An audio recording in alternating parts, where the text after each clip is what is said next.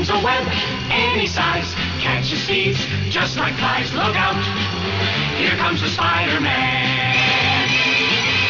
Welcome back to another episode of Amazing Spider-Man Classics in association with SpidermanCrawlspace.com. This is episode 14 of the show, and my name is John Wilson. With me are Josh Bertoni, Donovan Grant, and Stephen Lacey. Hello.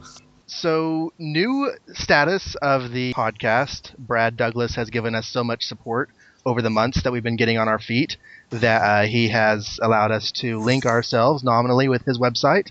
So, thank you, Mr. Douglas, for that. We are now in association with Spider-Man Crawlspace. You can't fight the lightning. I mean, me and Donovan are both, big contributors to the front page anyway, so...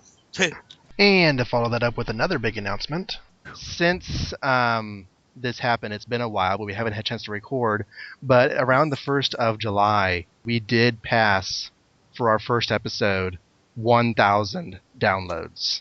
And we have since passed that number for a few of the others as well.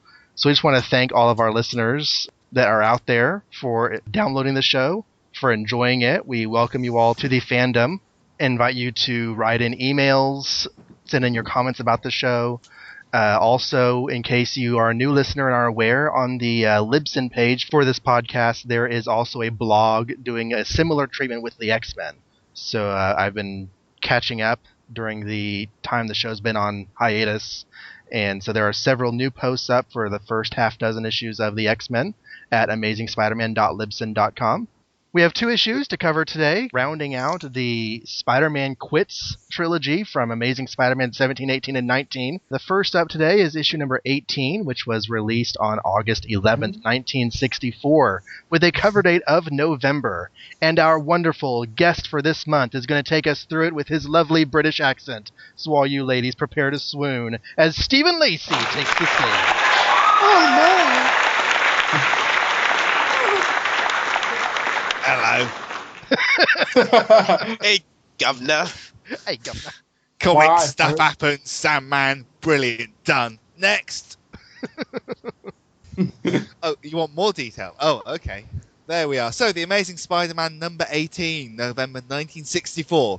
Only Mighty Marvel would dare attempt such a tale. The end of Spider-Man. The story you never expected to read. The story you never expected them to revisit only 30 issues later. One of those was the cover. Written by Stan Lee, author of The Fantastic Four. Illustrated by Steve Ditko, illustrator of Doctor Strange. Lettered by Sam Rosen, letterer of Patsy Walker. What? I love how, even the captioning, they have it as if they're saying, Patsy Walker? It's A couple of years from now, they'd replace Patsy Walker with Millie the Model. Yeah, they would. And that would be their derisive comment for, those little people. And oddly enough, Patsy Walker became a superhero. I was about to say, what was Patsy Walker doing at this time? Like, what was her role in the comic book? It was like an Archie character. Yeah. Except in Marvel. The Millie books and Patsy and Hetty, they were just Archie-style teen romance stories. In fact, that would be like Patsy? if Jughead became a serious superhero and joined the Avengers. Or Jughead. I'm sorry, what's a Jughead? From the Archie comics? What's an Archie comic? No? Seriously? Not in the UK, my friend. Ah. And having read a couple of Archie comics, I can see why not in the UK. Yeah, I've never actually picked one up and read it. I just know they exist. Sit for a spell and let us tell you. For those of you who are overseas, an Archie comic is, imagine a 1950s sitcom in the form of a comic book about a bunch of teenagers in high school. Now imagine if it was like that continuously in a loop for about 60 years of publication. That's an Archie comic. Have they ever done an issue where somebody just breaks down in tears at you and go, I just want to hit puberty. Please, let us go to the 60s. Drugs and Beatles and everything. Just get me out of the 50s. Well, oddly enough, the stories do feature things like cell phones and everything, but basically the characters are kind of stuck in the same status quo, perpetually. The background updates, but the characters stay the same. Yeah, they're always in high school. Archie's never going to pick if he's going to go steady with Betty or Veronica. Jughead always likes to... It's basically like if a sitcom from the 50s ran for, 20 seasons. And Marvel had this. I think it was more romance steered than comedy steered, but they had characters like Millie the model and Patsy and Hetty and Chili. And one of those girls, Patsy Walker, would eventually join the Avengers as Hellcat. Yeah, I had no idea she was like a comedy character. She's like Patsy Walker. Oh yeah, Hellcat. What was she doing around here? She was like an Archie. I'm like, are you serious?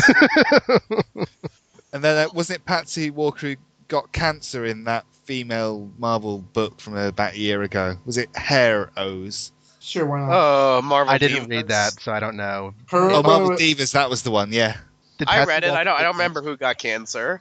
I think it was her. It could have been anybody. Talking about the Marvel romance comics, just to do a diversion, I know that doesn't happen on this podcast. Did anyone read the fifth week event they did maybe 4 years ago, which is the I Love Marvel ones, where it was the romance comics but rewritten with new dialogue over old images? I actually saw that in a back issue bin in my LCS maybe last year.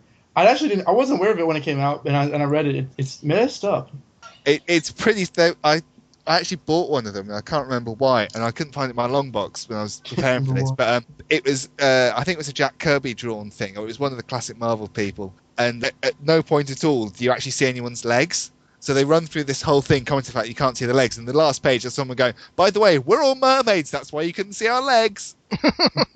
Just to clear the history, it was Firestar that was revealed to have breast cancer in Marvel Divas.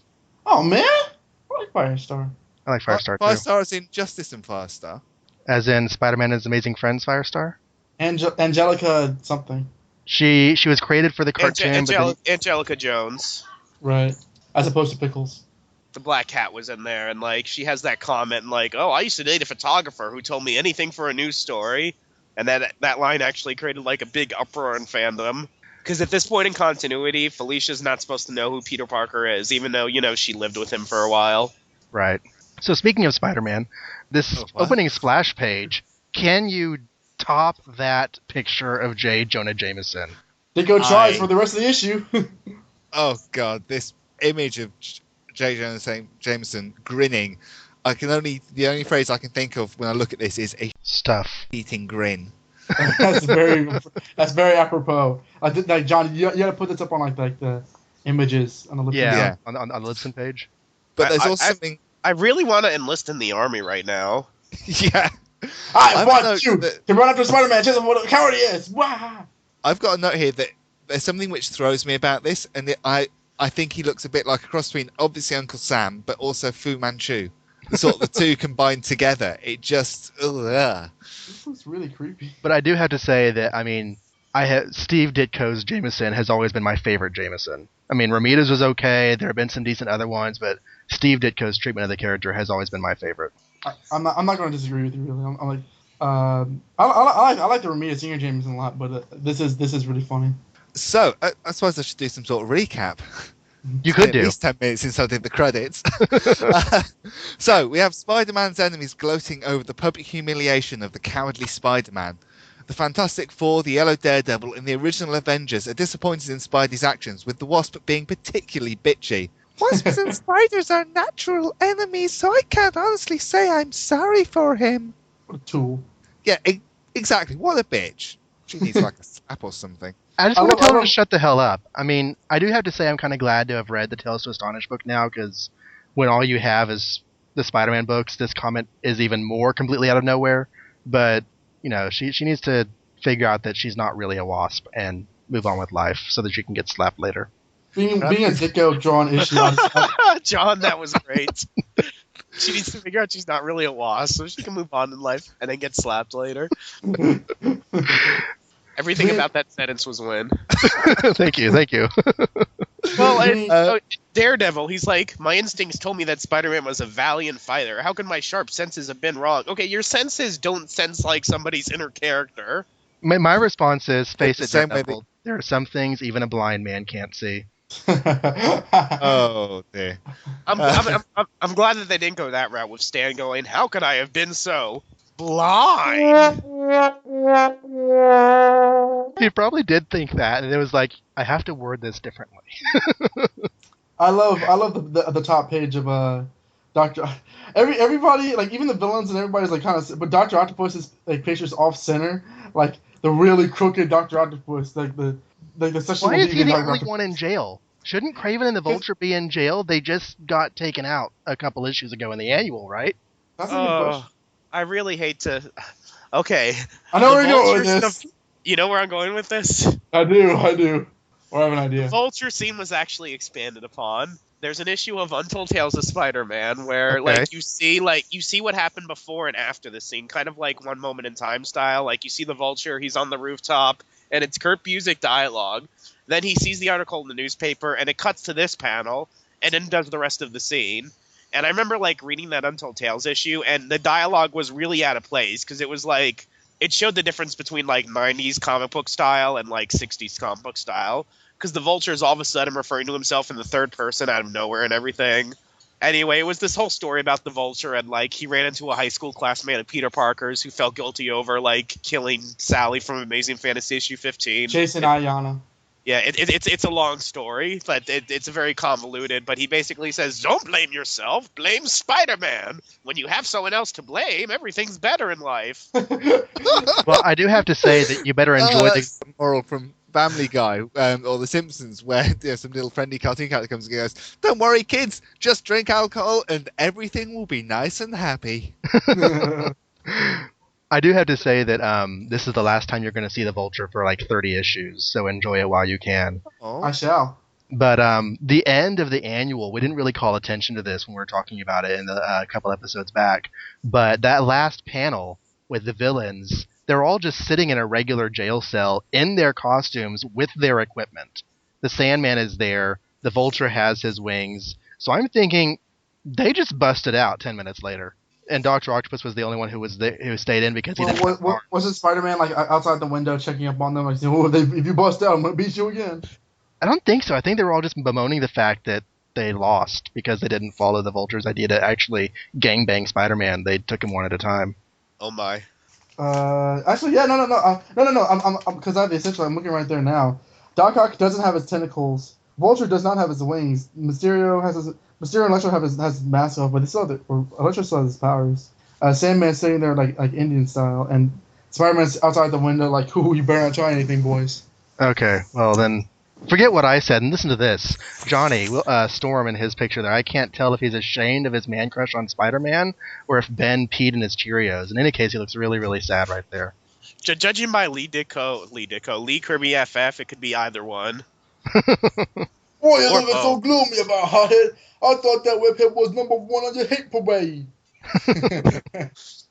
Okay, so moving along. J. Jonah Jameson is also on television, lording it over New York in general and Spider-Man specifically. But Peter is at home with his now wheelchair-bound aunt. Anna Watson comes around to help out, allowing Peter to go to school. Anna Watkins. What? Yeah, they misspelled her name. Stanley was on a roll this yes. couple of months. Well, at least it's not Anna Brandt. Yeah. Anna Brandt. Well, even more irritating. I'll get into that when we do our notes for the issue, but believe it or not, Untold Tales was able to tie Anna Watkins and Anna Watson together. Oh, Lord. Man. They actually made it make sense, too. I hope everyone's noted at this point. You have Aunt May and Anna Watkinson's in a scene, and they aren't trying to pimp out Mary Jane. Really? Yeah. That They can't must be be right. ill. When she tries to even muster the strength to say Mary Jane, her heart starts aching again. So, yeah, I better lay off the team Mary Jane stuff for a while. It's bad for the bones. Peter goes to school, but he can't concentrate on his studies, and as soon as the day is over, he runs straight home. And again, no pimpage for MJ. That night, Peter worries about the fact that they are running out of medicine and he cannot afford any more. All this caring is preventing Peter from becoming Spider-Man, which is more fuel for Jameson's fire. I guess it's probably important just to put this into context. Neither Peter nor May is employed at this point, and President Johnson wouldn't sign the Medicare and Medicaid legislation into effect until the next year, so there is no health insurance for all the stuff that they're going through. I wish I had some history around this issue. Actually, this really makes sense during the times, whereas we can't explain away Mr. Brandt for Liz Allen, but we can't explain this. We can't explain why he's worried about paying for all the medical bills. There is no such thing as medical insurance for unemployed people at this point in history. Oh, yeah, that was great. I do like how man, look at that wheelchair of hers. It looks like a bicycle that They couldn't afford a wheelchair. So, like, okay, look at that panel where Peter walks in the door on the bottom. It looks like they took a bicycle wheel and put a rocking chair on top of it. Wheelchairs have gone through a lot of different design differences over the years, but yeah, it looks kind of funny. I was imagining her Without like a stabilizer. I'm imagining her in the hover chair that Xavier has had at one point for no reason at all. I like how at the school, the people making fun of Pete are just like, random students making fun of Peter rather than the usual Flash crowd. Just like, people make fun of him. And I would guess that the girl there was Sally Averill, but we haven't seen Sally since issue 5. She's dead. Is she dead by this point? Yeah, she's dead. I love that. Wow. That came out of nowhere. I'm not joking. I'm not joking. She's dead. No. Well, I knew that her last appearance in Untold She's Tales. dead. In fact, that's what Vulture was doing at the beginning of the issue when he's on the rooftop. He was telling Jason, "Don't blame yourself for Sally's death. Blame Spider-Man." I just love Drink. That's a serious answer. She's dead. Because I had written down here, by the way, Josh, do you remember how she was written out of that series, or did she just disappear? Okay. No, she's dead. She's really. Okay, I'm going to actually bring up the issue number that she died in. It was issue 12 or 13. I think it was issue 13. She's Bluebird, right? She was It's the Bluebird. one where Spider-Man is like in front of the grave on the cover of, like kind of sobbing. Well, it's funny because a lot of people actually thought that Betty was gonna die because, like, the last page of the issue is like this guy looking menacingly at Betty, like, "Oh, I'll get you, Betty Brant, next issue," and then Spider-Man's at someone's grave crying. So she dies in issue 12, and then she's seen in a flashback in issue 13. And she dies in issue 13 via flashback. Oh, okay. And that roughly lines that. up with the Green Goblin Mysterio issues. 13 and 14 are roughly when those take place. So Untold Tales had a timeline Bible published somewhere I'll have to look at, but like they actually like instead of making you guess what issues they took place in, they would tell you like when they were. Okay. So if you look hard enough in like trade paperbacks or something, it'll tell you when I was just looking in the index to see because it has appearance in there listed. I love that. You're like, so where's Sally at this? Oh, she's dead. Just like, so okay. Oh, she's dead. Oh god. The only problem with all this sort of diverting to Untold Tales, I've never read them, never got my hands on them. So I haven't either. Especially having heard you guys go off on your tangents in previous episodes, it really sounds like a series that is worth the time. I just need to work out how the hell to get hold of them. Call Marvel's editorial department and ask them to reprint them in essential formats. That would be awesome. They should do an essential essential Untold Tales. I would kick some butt. And then what they'll do is they'll do a $60 hardcover, which will cost even more by the time it makes it to the UK. Anyway, Peter goes back to school the next day because, that's what he should do. And Flash is the only person who still supports Spider-Man. He's doing it quite violently and angrily to everyone, being a bit of a jerk about it, really. Liz Allen's more interested in how Aunt May's doing, a little bit of gentle flirting, and a ridiculous collar on her jumper, which I think is enough to put Peter off. Peter's sitting at his desk, and he goes, Liz really isn't a bad kid, although I prefer Betty Brant, but I can't think about girls now. No, you can't, Peter. Absolutely not. I can't decide between Edward or Jacob. Oh. Just go to bed with your rampant rabbit, darling, and you can save us all a lot of trouble. But Peter's anyway, not one of those. No. Well, he might do, but I'm wrong. Corporate Scarlet Spider. Well, with his spider dexterity and ability to flex, he probably... Anyway. So after school, he makes his way to the Ace Picture Company, hoping they will make trading cards with him on him. But that ship has sailed thanks to Jonah, and he's turned down despite an impressive display of acrobatics in their very, very tall office. I think it's really cute that Spidey wants trading cards of himself. Yeah. So I don't have to wait 25 years to get them, but still. Heading home, he spies a gang of crooks on the roof, but the thought of his aunt at home stops him from doing anything about them. But then at the last minute, he remembers that the last time he ignored the crooks, some pretty things happened. So he calls the police and carries on his way. Back home. This is like the third time this issue that he's come home to Anna Watson and Aunt May. Well, there was no reason at all for him to have two separate scenes of him going to school. They could have easily combined those into one. Right. And freed up enough space for a bit of MJ pimpage. Back home, May settles down for the evening, and Peter rings Betty to try and patch things up after the Spider-Man fan club debacle. Debacle? Debacle? I can't pronounce that word. But unfortunately, for some reason, she's still at work late at night. Not quite sure why. But she hangs up as soon as she realizes who he's speaking to. Jonah overhears the conversation and finds out that May is ill. How does And Betty know decides- this? There's no explanation for that. By the way, Well, in the Untold Tales that takes place between 17 and 18, what does Betty do? She visits Aunt May in the hospital yet again. But is she in that issue? Is she mad at Peter? Yeah, because like she didn't think that Peter was going to be there. Like she's like, "Oh, Peter, I didn't expect to see you here. Well, I'm mad at you for going to the Spider-Man fan club meeting." And she like storms off. I just want to leave these flowers for your aunt. You know, the one that's trying to get you to cheat on me. Without that Untold Tales, though, she's very good at divining what's happened, because all Peter says is, "Hi, Betty, this is Pete. Wait, don't hang up. Betty!" And Yeah, but that conveys all the information about his aunt. Yeah, but even then, though, like, even in Untold Tales, how did she know to go to the hospital? Like, who told her that? I mean, unless it was Mr. Allen / Mr. Brand who picked up the phone, so maybe... You beat me to it. Her dad could have told her. Yeah. It was on the His news. dad. It was a slow Anyway. news day. You know, aside from the whole Spider-Man being a coward thing, nothing else happened. Aunt May's in the hospital again, and it's Tuesday. Jonah's overheard all of this and finds out about what's happened to Aunt May, and he decides to do something. Never let it be said that big-hearted J. Jonah Jameson doesn't look after the people who work for him. Let's do something generous for him. Send her a get well card, but don't seal the envelope. You can send it for a penny cheaper that way. Jonah's good mood sends Betty into tears, which I think says it all, and unnerves the rest of the Bugle's employees. That's a disgusting picture of Jerry Jonah Jameson at page 7. That honestly, like the last 10 minutes we've been on this page, I've been creeped out by it. He reminds me of a tiger who's just made a kill. It's panel 6. He just... You can tell his face isn't used to going in that shape. That secretary's covering her ears, as it like, no, cover your eyes, not your ears. That secretary in the bottom panel, she's like, no, not listening. But he's not talking. Not listening, not listening. Later on, Peter calls Betty at home, but she ignores the phone. And I would read by these covering captions, her but- ears. Yeah. I don't want to read what she's saying because I can't do a Betty Brant voice in the same way that certain other people on this podcast can. It must be Pete, I know it. But I don't dare trust myself to speak to him. I might listen to my heart and make up with him, as I'm longing to. But I mustn't. I simply couldn't bear to be hurt again. So Peter's sitting at home all miserable because he can't get through to the woman that he is in love with this week.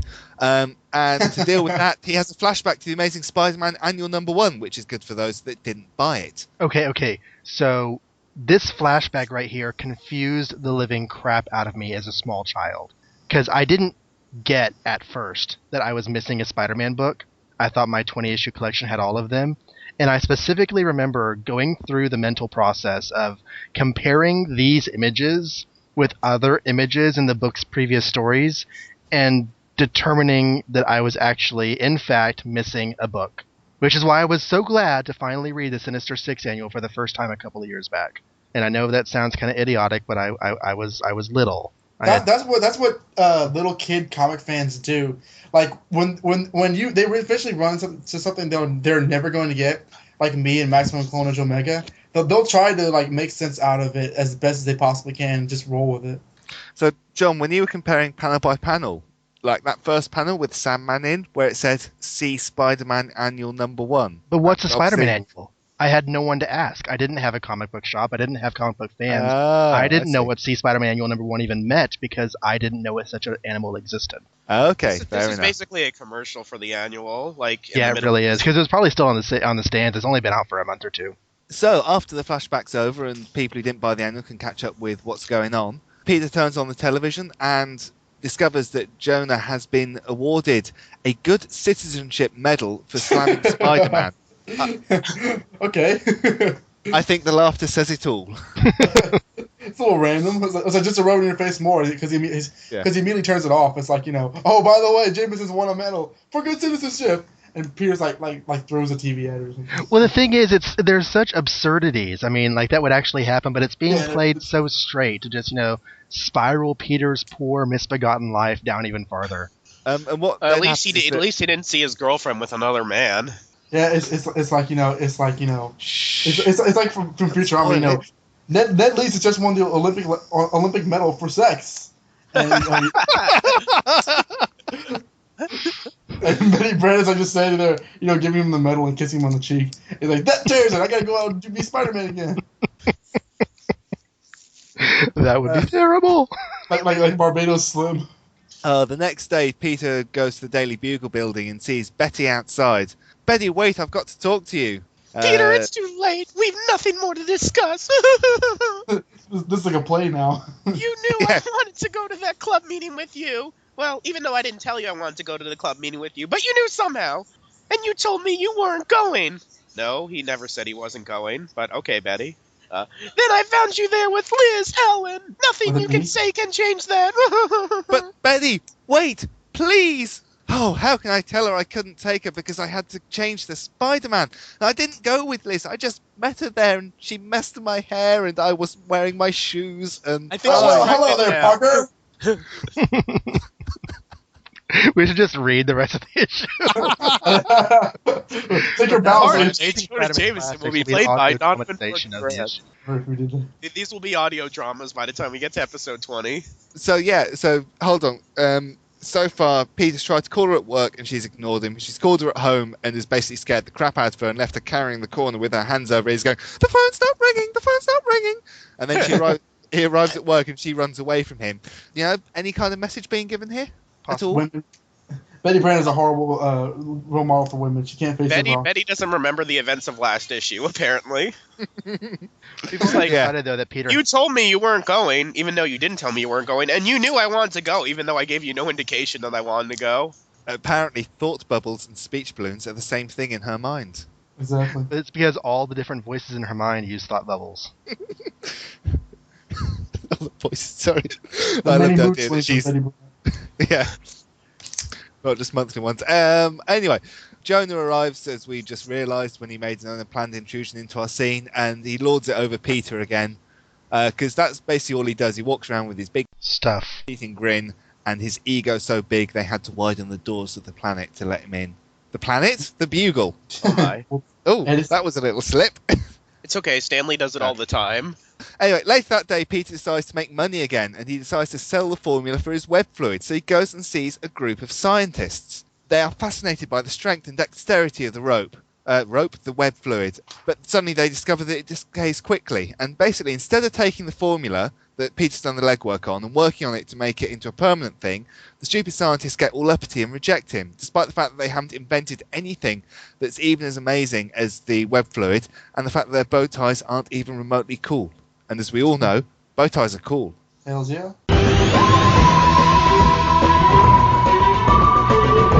I wear a fez. Fezes are cool. So Peter swings away, and at which point he runs into... Can anybody guess? Oh, go on. Yes. Yeah. Mr. Sandman. Mr. Sandman. Hey, it's the Sandman, because he's on the cover of the issue, so he's got to appear somehow, even if he's only in it for about 9 panels. This is what happens when you put Sandman in a regular jail cell. He comes up the next issue. Sandman attacks, but Spidey isn't interested. He tries to get out of the conflict, but his actions are misinterpreted by the public. Damn pesky public. Jonah witnesses the whole thing, because instead of actually editing a newspaper, he's just wandering around New York looking smarmy and egotistical and going, hey, it's Spider-Man being a coward. It's like he doesn't have a job. Well, he's certainly not doing his job. But I have to say I love, even though it's brief, the Sandman fight with him with the mallets slamming all over the place and crawling Yeah. up the buildings. This is It's very classic stuff. This is awesome. And I'm so glad that he does not have the stupid Frightful Four costume that he gets later. I like that costume just because it is stupid. Spidey thinks that he's definitely the least popular guy in town, thinking that even President Khrushchev could beat him in a popularity contest. A nice dated reference there. Yeah. I bet half our listeners won't even know who Khrushchev is or was. That's why God made Wikipedia. Yes. Although, good luck looking him up if you can't spell him. Did Stan spell it right? No, I'm sure there can't be that many he H's. called him President Brand. I think he messed it up. I don't think it's Khrushchev with an KH. E. I think it's KRU. S-C-H. No, he Yeah. did not spell this right at all. This Can't is imagine it's named after the S. there are about 3 different H's in there, and only 2 of them. Yeah, never mind. It's wrong. So anyway, Spider-Man needs to escape from the fight, and he does so by hiding in some garbage. I assume that's the correct American term for what we would call rubbish, yes? Yes, garbage is correct. Or trash.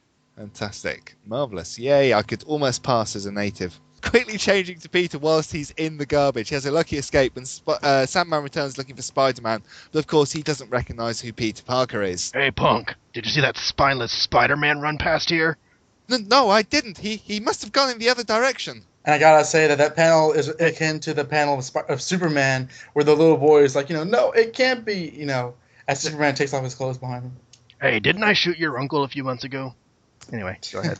This next panel that you're about to go over, the panel on the bottom of page 13 in the story, there is 3 continuity errors in that one panel. Oh, God. let's see if I can spot them. And you spot the 3 continuity errors. Aren't May still alive after 3 heart attacks? Close, but you're way off. Mrs. Watkins. Word. This Watkins, that's number 1. For those of you who are playing at home and don't have the book, let Husband. us read the dialogue. Her niece that husband. way she had to cook dinner for her husband. Now, neither Mrs. Watkins or Aunt Mary Jane has a husband, and indeed Mary Jane never has had a husband, ever. Ever. Yes. Ever. Okay. The 3 continuities errors are, number 1, Mrs. Watkins, number 2, the whole husband thing, which I'll get into more in the notes, but there's no husband in the picture, which that really isn't a continuity error because that hasn't been established at this point, but, for the sake of purposes. And at this point, they're implying by the dialogue that Mary Jane being away is a very uncommon thing because Mary Jane lives with the Watkins or Watson household, but she doesn't actually live there. In fact, she doesn't even live in the same state. She's just a visitor, but that hasn't been established at this point. In fact, they'll say that again in the graduation issue, but it looks like for all intents and purposes, at this point in Stanley's mind, Mary Jane lives next door. Actually, I thought that she did too. You're saying that is the first I've ever heard that she didn't. It's preparation for the movie 37 years later. She would visit Anna Watson, which I actually kind of like that retcon because it seems very, very unbelievable that they would live next door to each other for years without at least running into each other to take out the trash. I totally agree. It's just that that's the impression that I had, is that she did live with them. And I thought it was Loopy's writing, but, whatever. And after this, we never see Anna Watkins again. No one knows where she dies. She's dead. She's like Sally Averill. Exactly. Can't get over that. Hey, Bertoni, is that Sally? No, she's dead. Peter returns home to his continuity challenged aunt. She's so ill she slipped into Earth 615. Almost like, Peter gives May the last of the medicine. Oh my god, what are they going to do? They can't buy any more medicine. He's hoping she makes a miraculous recovery just before she needs to take it again. Oh, spoilers! Spurred on by Spider-Man's latest cowardly actions, Jonah steps up the anti-Spider-Man rhetoric on one of his many TV shows that he's always on. Yeah, like now on television, just like Daily Bugle Kids, and now Nightly and all that kind of crap. And is it just me, or does Daredevil look like the kitty man there? The what? Like the kitty cat man? Cause like Catman? Yeah, his horns look like ears. They don't look like horns. They look like kitty cat ears there. Yeah, I guess it is just me. Never mind. Go on. Does the Green Goblin watch TV wearing his mask? He does everything wearing his mask, dude. Especially play with his Spider-Man dolls. And Harry's calling up Gwen. He's like, I think my dad's the Green Goblin. Oh, Harry, you're just imagining things. I don't know. He's been wearing that mask all the time. It turns out that Aunt May, with her no money at all, has exactly the same model TV set as the Fantastic Four with all their futuristic technology, because miraculously, we're suddenly in the Baxter building, and Johnny Storm is all irritated by what he's seeing on TV, and he melts the cable. He then flies into the air, and he leaves a message in the sky saying, "Meet me at our last meeting place." Wait. Before we get that, we have ZOMG. The darling pet monkey is back. Oh, really? I wish we had hypnotone music for the monkey, like the equivalent. And the same company is now selling seashells and dance lessons. How awesome is that? They're quite awesome, I assume. I'm quite worried about live seahorses, $1 each, being shipped. It's like whenever I see adverts, I have no idea what they are because we've never had them in this country that I'm aware of. But when I see the adverts in the old comics for, what are they, sea monkeys? Yeah, yeah. And I just don't know what the hell they are. It seems like some sort of freakish aberration of nature, an insult against God or something. Well, basically that's true, but Oh, okay. Cool. Oh, I nailed it then. Right, anyway, Spider-Man, meet me at our last meeting place. and this is the infamous reference to Strange Tales Annual 2, the footnote that sent me on a lifelong mission that ultimately ended in web ski disappointment and ice web induced confusion. So And is if the we're- sun going up or down? Because it looks like it's supposed to be sunset, but the sun's coming up. Uh-oh. He waited all night. Yeah, all John, through the night I he think waited. we've had discussions before about dodgy representations of the sun in Spider-Man comics set in New York. Yes, we have, Stephen. Although I don't know which episode will get released first, this one or that one. Probably this one. Teenage Wasteland episode. Yeah, that's a little something to entice you over to Teenage Wasteland, an Ultimate Spider-Man podcast. Why am I plugging your stuff? You plug your own. Or the World of Superman blog at worldofsuperman.blogspot.com. Ta-da! But, Oh, wait. The other guys can't feel left out. You could also try the Bertoni Beetle blog at... Dude, don't get started on my projects, or we're going to be here for an hour. I appreciate the pimpage, but like I'm on way too many stuff. and Spectacular Webs podcast or Clone Saga Chronicles to hear Donovan. Oh, yes. Okay, so let's go on. As Flash is about to Hank Pym Liz in that bottom panel. Oh, he really is, isn't he? Yeah, look at that kid. He's acting like Flash just like punched him, like with his words. Oh, hey, stop. My recap. I'm still on panel number 3 up the top here. Stop jumping to panel number 8. Save your spousal abuse for later. Or now, if you want that kind of thing. Anyway, what was going on? Oh, yes, some sort of meet me at our last meeting place, except that Peter doesn't want to go because if he does, he'll leave Aunt May alone and then she'll die without him. So the Torch basically spends the day sitting on top of the Statue of Liberty. And right, yes, now you can talk about beating up Liz. Flash, I can't believe it. Even you can't still be a fan of Spider-Man. You're darn right I am, as he clenches his fist. I say he's got a reason for the way he's acting. He'll surprise you all pretty soon. Meanwhile, I'll surprise you with this. And he pulls his fist back, you know. One of these days, Alice. Bang, boom, Bow. right up the zone. Look at that guy in the bottom in the panel though, like next to Liz. He's like covering his face as if like, oh, Flash's words sting me. No, he's the guy that Flash just hit right before the Why am I Yeah. wearing a bow tie to high school? Because bow ties are cool. We've established this already. I can't believe I'm saying this, but Flash is the only one that's like, he's the closest to being dressed as a normal teenager. Right. I know, Okay, where's except the for that massive hen thing on the bottom of his sweater that reaches all the way up to his rib cage. Who finishes sweaters like that? Mrs. Cosby. Johnson. Flash's mom. Who I guess is Bill Cosby. Yeah. Anyway, all of this, it's not getting to the real nub of this scene, which is that Flash has gone insane. Yes. He plans to redeem Spider-Man by dressing as Spider-Man, walking very slowly through the streets, and letting the real Spider-Man rescue him if he gets in trouble. What the... Seriously, is there I've not read the series. Is there an issue of Untold Tales of Spider-Man where Flash got a lobotomy? Because that is the only thing it could describe his ridiculous leap I in think logic. that happens, but it happens in TV show. Doesn't somebody like experiment on his brain or something? And I have to say, in the sixth panel there, when he's climbing over the fence, it looks like his spider pants are about to split. Have you guys ever seen the episode of Family Guy where Peter starts acting all feminine? So Lois goes over to Quagmire's house to help, and he's like, I knew this day would come. And he like starts saying up the seduction stuff. Oh, yeah. And then she's like, no, I came to talk about... Like, that's what this... Like, Liz is like running the Peter's house. He's like, Liz Allen? You're here? You imagine him like start taking out the candles and everything and like putting on the sexy music. It's like, it's Flash! And then like the record screeching to a halt. Don't worry, don't worry, Liz. I give it 1964. to you. What would pass as sexy music in 1964? I love the Moona. I love the Moona and the Juna and the Springa. This would have been like the perfect point for like Bird is the this. word. This would have been the perfect point of the issue for Betty Brant to walk into the house like, okay, Peter, I decided that I was just being a Liz. I knew I should have been right all along. And, like, it's her tussling. It's him tussling her hair or something like that. Or like What do you Peter's like, I'm just gonna go upstairs to the bathroom to freshen up, and then like Betty comes in while Liz is downstairs. She's like, oh, Peter's in the shower. You want me to get him for you? Guys, Miss what Brant. actually happens, and we're going to see this in one moment in time, issue 3. Betty's actually walking outside the house ready to do all this stuff, but then a red pigeon lands on her shoulder, craps down the back of her jumper, so she walks off. Spoilers, by the way. Yes, that's exactly it. So having just covered that, right, that night, dressed as his favourite, and that's my little Bibber reference there.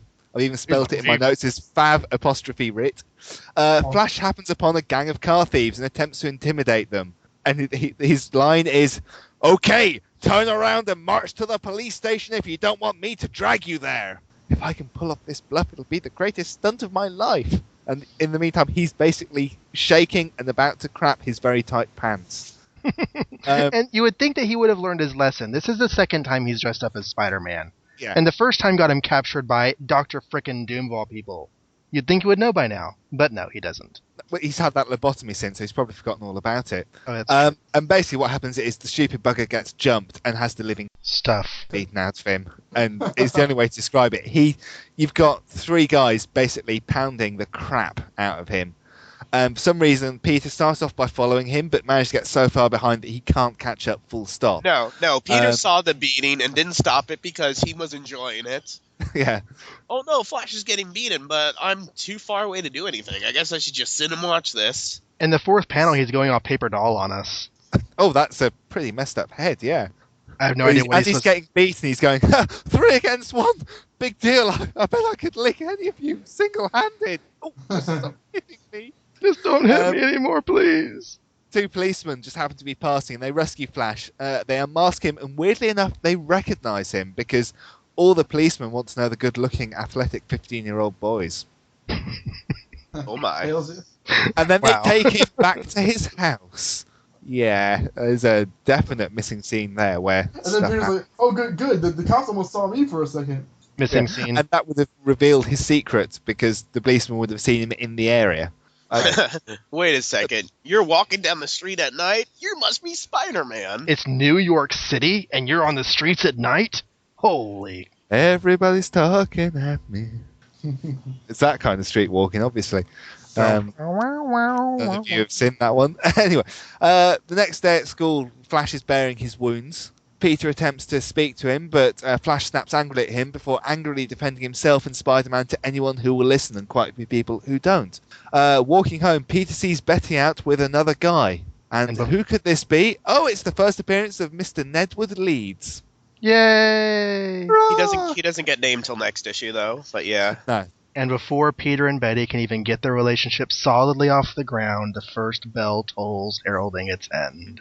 I was about to say, like, this doesn't make sense because isn't he supposed to be in Europe for 6 months? But then, like, oh wait, I just read issue 20 again just to prepare for this podcast, so I'm like all out of whack.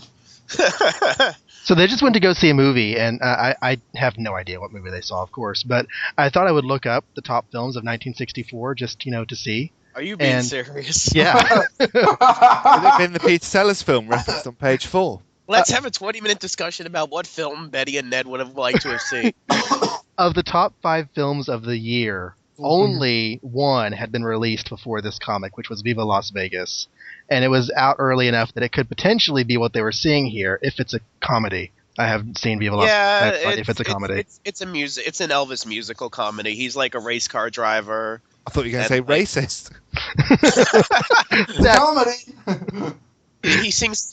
Anne Margaret sings to him how she'd rather hold a hydrogen bomb than date him, and then pushes him in a pool. So, I'm not making this up. And I think you are. And just for everyone's FYI information, the other 4 that would come out later this year that would be in the top 5 for the year were Mary Poppins, My Fair Lady, Goldfinger, A Fistful of Dollars, and Roustabout. Okay, I could see. I think Roustabout's another Elvis movie. I think Is so. it? Wow. I could see Betty seeing My Fair Lady and like identifying with like the main character. Oh yeah. So anyway, Peter realised that he's blown it with Betty, basically, as opposed to Betty blow. Anyway. He never did get to blow it with Betty. That's the whole problem. Just wait until issue 189. Actually, I have some. Oh, is that the comments on infamous that we're doing. fellatio issue? Yeah, the one everybody knows. It's part of the big 3. You've got the drugs trilogy, you've got the death of Gwen Stacy, you've got Peter getting a blowy. By the way, when they reinterpreted this scene for Chapter 1, like, they made Ned Leeds into a lot more of a jerk. He's like, I'm glad that you're dating me and not that chump Parker. Well, he's Like, not really like that. Everything I've read about Ned Leeds, if he's not like a blank slate, he's this big douchebag who's like, Peter, have you been saying Betty's name when she and I are not around? Let me punch you over it. Well, he's nice here because you had to put your best foot forward to get the girl to like you, right? Yeah. Well, Peter calls Ned a boy. Like, he uses the word boy as opposed to man, and if you look at him, he looks really young, so it's almost as if she's dating another teenager. And that's kind of one of the mysteries of Ned Leeds. Is he a young reporter, or is he, an older guy established at the Daily Bugle? Like, Betty's a teenager, so, like... I think he's at the end of his teens. I vote for him being like 18, 19 years old. You can see why Betty's gone for him, though, because he is Peter with slightly different hair. Right. If you look at both faces there, it's Peter's face with different hair. Ned Leeds is such a chump, though. I mean, and we'll talk about that more, but, like, Betty always treated him like second choice. Like, and if it wasn't with Peter, it was with Flash and everyone else. Like, to a point where, in one issue of the DeFalco run, when Ned is leaving Betty for, like, the 90th time, he's like, but wait, he's like, you're cheating on me with a guy that's in jail. Look at me in the eye and say that you love me more than these other men. And Betty, like, looks away, and he's like, yeah, that's what I thought. Wow. And then he went to Berlin knowing to get his throat slashed. Let's also note that when Ned proposes to Betty, spoiler alert, down the road, it takes Betty like 20 issues because she says, I have to talk to Peter before I make up my mind, which is basically your way of saying, Ned, well, you're not first choice, so let me check my other options first. Yeah. Huh. And the fact that she even would say yes, I mean, if she had that much equivocation about it, I don't know. I certainly, if I were her friend, I would have said, girl, get away from him. But, it's whatever. about as bad as a 90s cartoon Black Cat, being between Spider-Man and Morbius the Living Vampire. Like, she was just like, me and Josh were on about that earlier this week. Like, man, this is pretty effed up. Well, here's what you don't know about Ned. Aunt May is getting a little more ruthless in her Team MJ tactics, and she hired Ned to take Betty out. Oh, yes. And that... Oh, yes, I know. Yeah, I remember this. He proposes, like, really, really early in the relationship. Probably because Aunt May, said, you're going to marry that girl now. Or you're not. How did she get a hold of Ned Leeds? Did she call 1-800-HOBGOBLIN? Well, retcon, but Ned was never the Hobgoblin, except he was, but he wasn't. Except that he wasn't. Yeah, I'm not even going to get into... If you think we're on a tangent now, forget about it if we talked about whether Ned was the Hobgoblin or not. We'll talk about that when we get to the Hobgoblin, or when our kids do. After we die. Okay, so somebody was recapping page 19 and 20. I think that was me. So Peter's going home. May is feeling stronger, but Peter's self-pity leads him to strip off his Spidey suit and dump it in the trash, having first wrapped it in a convenient white paper bag that's obviously just lying around. Coming back downstairs the next morning, he sees the wheelchair is empty and he immediately thinks the worst, which is what you probably would do after 3 heart attacks, except that she somehow left the wheelchair and died in the corner. Dignity. That's what I do. Yeah, that's what I do after my routine heart attacks. May is up and walking again, however. She certainly isn't dead, and she delivers an inspiring lecture about not giving up. I say inspiring lecture, it's about 3 lines long. But you have to say... Even though I'm an old woman, I'm not a quitter. The person needs gumption, the will to live, to fight. Mustn't worry about me so much here. We Parkers are tougher than people think. That's why I don't sing. They bring in the little boy from Spider-Man 2. Like, where is Spider-Man? Is he coming back? Bro, like, how the hell did he get in that house? He's like, it's like a gag. He's like, I heard that. I couldn't agree more. You're simply like, he's literally like randomly out of nowhere, like right behind her. And, like right she takes his Although Bromwell is finally looking like Dr. Bromwell in this issue. Yeah, sort of. Are we going to call this the first official Spider Quit? Yeah, unless you count issue 3. Oh, no, issue 4. Well, issue 3, right? Doc Ock. Yeah, that was issue 3, but... We're getting there. I mean, the suit's actually going in the trash this time. The trash actually gets out into the alley as well. Not quite sure who's taking it out. Trash count 1. So we're getting there. So yes, the Doctor, as we realise, has appeared out of nowhere. Confirms she is better without actually doing much in the way of testing. and doesn't need any more medicine, which is quite lucky because there is no more and there's no money to buy any more. With all of his personal problems conveniently solved, Peter reads the paper, decides that he's had enough of Jonah's Stuff. retrieves his suit from the trash, puts it on, sprays up with deodorant to take the smell away, and vows the following. Fate gave me some terrific superpowers, and I realize now that it's my duty to use them without doubt, without hesitation, and that means that Spider-Man is going back into action again. I'll fight as I've never fought before. Nothing will stop me now, for I know at last that a man can't change his destiny, and I was born to be Spider-Man. We told you this tale would be different, didn't we? So far as we know, it's the first time in history that an adventure hero had no actual fight with any foe. Wow. Apart from the fight he had with his foe in the middle of the book. That was a chase. Yeah. But now Well, the there was respite is punching over. and mallet hands and everything. Looked like a fight to me. So the whole Aunt May speech, I think, is probably the first time in the history of the book so far that she's actually shown a rational, strong woman bone in her entire body. As opposed to an annoying plot contrivance that you want That to see medicine die. was making her a little more lucid. Well, she left out her dentures. Maybe that helped. I think this is the oldest I've ever seen Aunt May ever. Like in that dead panel, she literally looks like she's dying. Well, in fairness, she's had 3 heart attacks in the space of weeks. Her lips are caving in. Seriously, I mean, she looks old. Just like the Tinker's brother or Tinker's My sister. God, we're like attacking this woman's appearance mercilessly. How dare she look old! so old in our comics? She should have a How 4th dare heart attack they- and that should finish her off. Roll on, Spidey 400. Why Why can't they do what they did with Doctor? Kafka, Yeah, Luke Ross's run. Well, we have to say that this, ladies and gentlemen, is why Peter and Mary Jane chose to save May Parker's life, because without her, there wouldn't be a Spider-Man. what?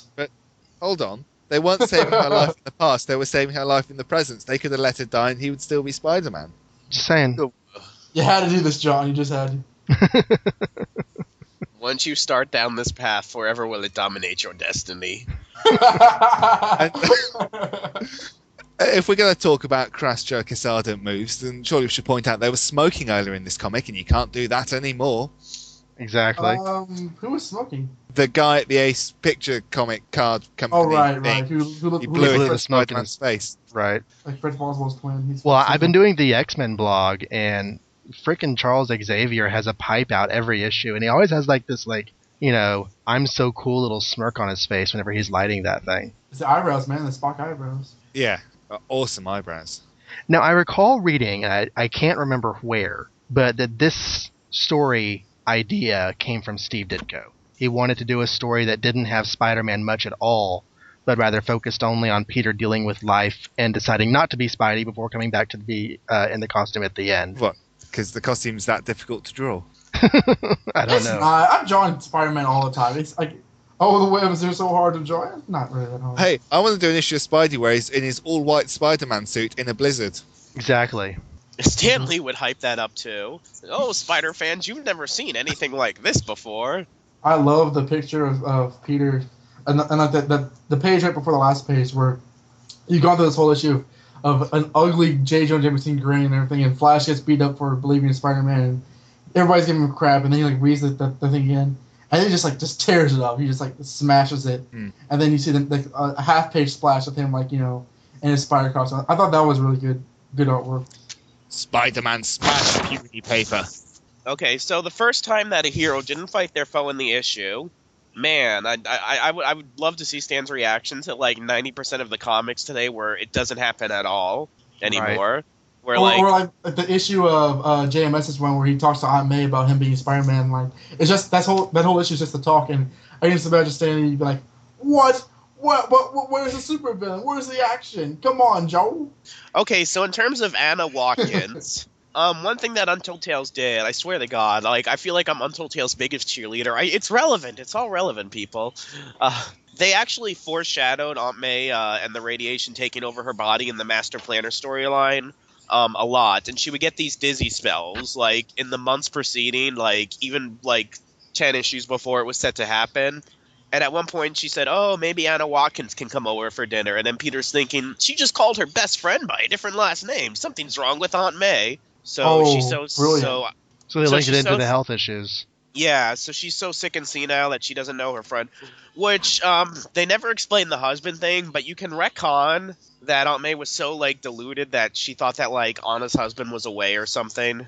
Which, that's another thing. I don't know if I went into it in this podcast before, but the whole thing about Anna Watson's husband, it's this really, really weird effing mystery. Oh yeah, we've talked about that before because, like, Why? Yeah, her name is Watson before she's married, and her name is Watson after she's married, and yeah, she's we've never Mrs. seen her Watson. have a husband. She's Mrs. Watson, implying that, like, her married name is Watson. But when she's introduced in, like, the flashback tale where Mary Jane explains her family history, she says that Anna Watson is her father's sister. Okay. So, Well, maybe- we went over this before, but, like, one explanation is her name was Watson and she married a guy named Watson. That's Right. ludicrous. Which Well, is the maybe, easiest explanation, although it's probably one of the less likely. Yeah, and to top it all off, like, when she tells Mary Jane about her first marriage, in the DeMatteis Luke Ross run, Mary Jane reacts as if, like, she's surprised that Anna Watson was ever married. She's like, wait a minute, you were married? What a niece she is. Well, maybe Dan Slott, who's coming onto the books and, he's big on continuity, can straighten that out. The garbage can scene would have been a lot more effective if he would have done it at the beginning of the issue and then opened it up at the end of the issue, because it's cool that, like, he ripped it out and it was a cool sequence, but it's kind of cheapened by the fact that he only threw the costume out, like, 2 pages earlier. Right.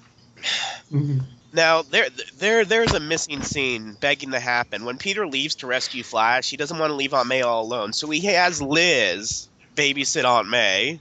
The mind, like, fathoms that, like, how that went. So Team Liz against Team MJ, like she already hates Betty, but how would she handle Liz, You can see Aunt May, like, being all sweet and nice to Liz, but, like, inside the evil machination. putting sleeping pills in her cookies. I think that should Whilst be like, Liz is babysitting. babysitting. Let me call Surely- Betty Brant over so that she sees that you're over here. I was Was it- about to say, surely Betty chooses that moment to come by and see how sick Aunt May's doing. And Liz And is there. then the sparks fly. I could see Aunt May being nice to Liz just because Liz is a threat to Team Betty, and, like, that way, like, she basically using her one of her enemies to defeat her other enemy. Ah, you're a teenage hussy, but you're in high school, so fantastic. Come on in. Yeah. Now, while the Watkins thing is kind of confusing, I think that this is the first time that we get Anna Watson's first name. I'm pretty sure Really? that at this point she's just been Mrs. Watson. I believe you're right. Peter says at 1 or 2 points in this issue, Betty won't give me a tumble, which is a line that, like, Lee loves to repeat.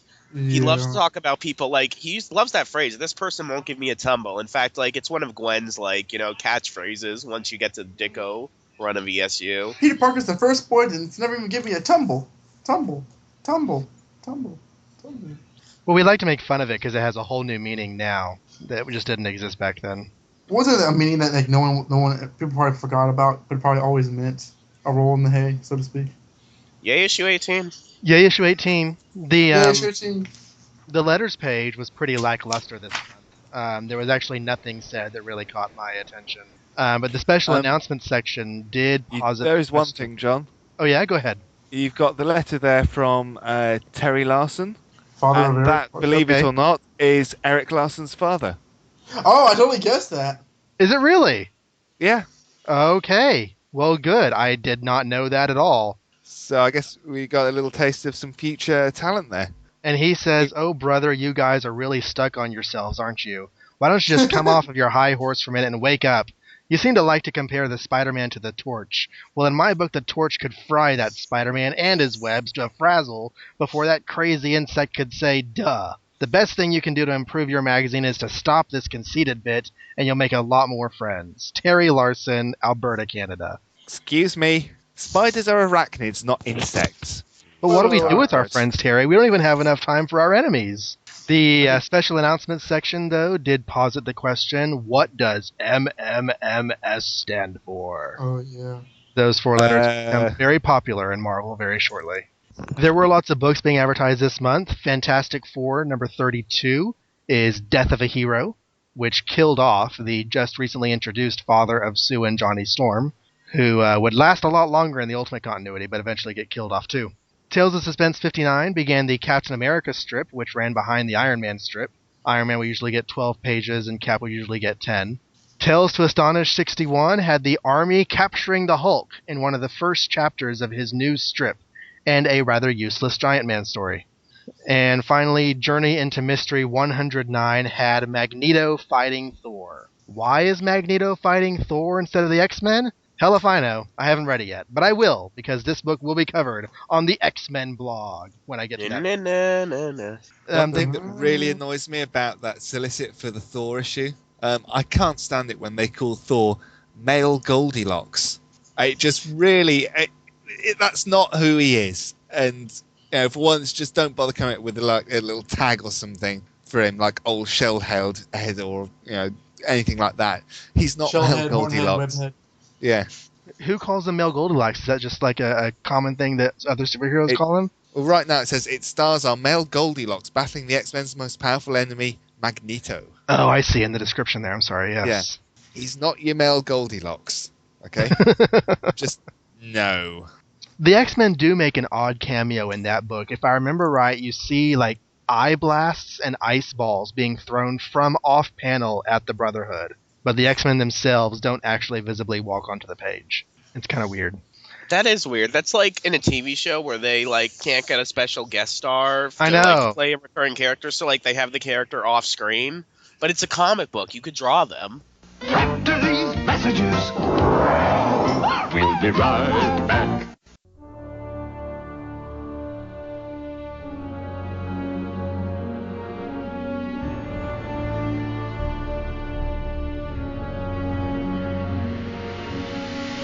Just who the hell are you? He's James T. Kirk. Don't you read history?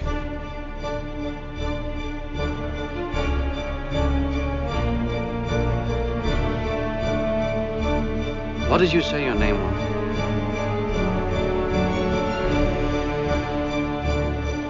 Captain Jean-Luc Picard of the USS Enterprise. Which one of you is the captain? We violate the treaty, Captain. Red alert! All hands, battle stations! This is Captain Kirk. Incorrect. Can we just get down to it, please? Prepare to attack. All hands, battle stations.